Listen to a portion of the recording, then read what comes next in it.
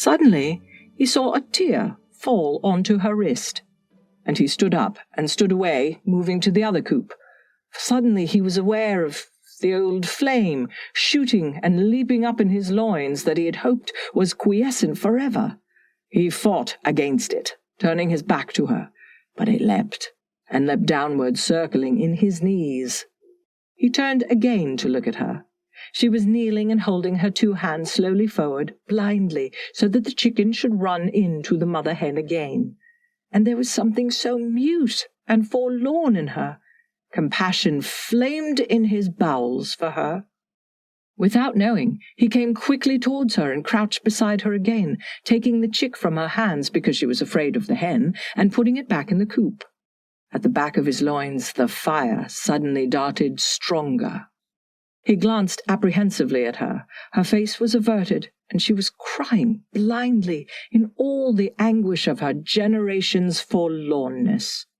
His heart melted suddenly, like a drop of fire, and he put out his hand and laid his fingers on her knee. "You shouldn't cry," he said softly. But then she put her hands over her face and felt that really her heart was broken and nothing mattered any more. He laid his hand on her shoulder, and softly, gently, it began to travel down the curve of her back, blindly, with a blind stroking motion, to the curve of her crouching loins. And there his hand softly, softly stroked the curve of her flank in the blind, instinctive caress. She had found her scrap of handkerchief, and was blindly trying to dry her face. "Shall you come to the hut?" he said in a quiet, neutral voice. And closing his hand softly on her upper arm, he drew her up and led her slowly to the hut, not letting go of her till she was inside. Then he cleared aside the chair and table and took a brown soldier's blanket from the tool chest, spreading it slowly. She glanced at his face as she stood motionless. His face was pale and without expression, like that of a man submitting to fate. "You lie there," he said softly, and he shut the door so that it was dark. Quite dark. With a queer obedience, she lay down on the blanket. Then she felt the soft, groping, helplessly desirous hand touching her body, feeling for her face. The hand stroked her face softly, softly, with infinite soothing and assurance, and at last there was the soft touch of a kiss on her cheek. She lay quite still, in a sort of sleep, a sort of dream.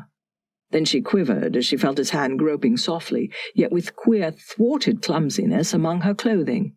Yet the hand knew, too, how to unclothe her where it wanted. It drew down the thin silk sheath slowly, carefully, right down and over her feet. Then, with a quiver of exquisite pleasure, he touched the warm, soft body and touched her navel for a moment in a kiss. And he had to come into her at once, to enter the peace on earth of her soft, quiescent body. It was the moment of pure peace for him, the entry into the body of the woman. She lay still, in a kind of sleep, always in a kind of sleep. The activity, the orgasm, was his, all his. She could strive for herself no more. Even the tightness of his arms round her, even the intense movement of his body and the springing of his seed in her was a kind of sleep, from which she did not begin to rouse till he had finished and lay softly panting against her breast. Then she wondered, just dimly wondered, why? Why was this necessary? Why had it lifted a great cloud from her and given her peace? Was it real? Was it real? Her tormented, modern woman's brain still had no rest. Was it real? And she knew if she gave herself to the man, it was real. But if she kept herself for herself, it was nothing. She was old. Millions of years old, she felt. And at last she could bear the burden of herself no more. She was to be had for the taking, to be had for the taking.